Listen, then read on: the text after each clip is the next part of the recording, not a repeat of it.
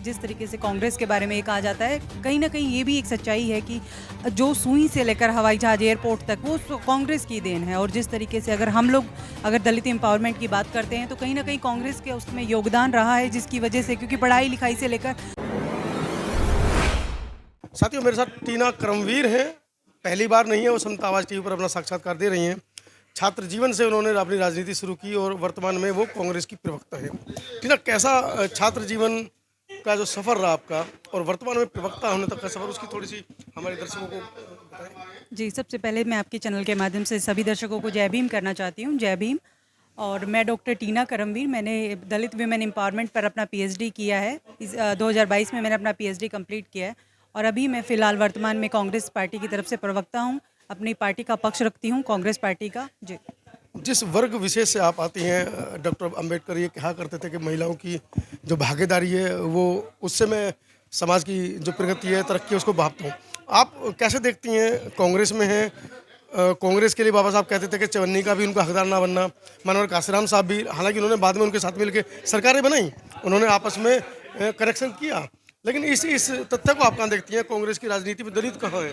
देखिए, सबसे पहले तो मैं ये कहना चाहती हूँ कि जिस समाज से मैं आती हूँ, मैं अपने समाज का भी मेरे जीवन में बहुत योगदान रहा है कि मैं यहाँ तक पहुँची हूँ। तो उसमें मेरी समाज का भी बहुत अहम रोल रहा है, क्योंकि अम्बेडकराइट जो है, अम्बेडकराइट मूवमेंट के साथ मैं जुड़ी रही हूँ और अभी भी हूँ मैं उसी मूवमेंट के साथ।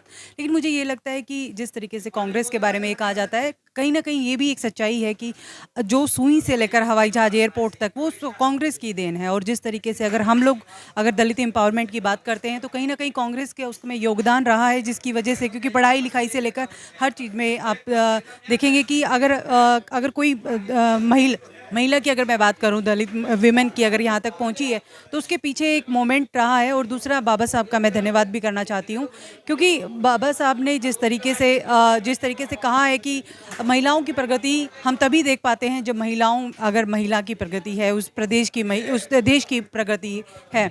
और दूसरी बात मैं बताना चाहती हूँ, देखिए, अगर कांग्रेस पार्टी की अगर बात की जाए तो उसमें देखिए दलितों का स्थान किस प्रकार से है।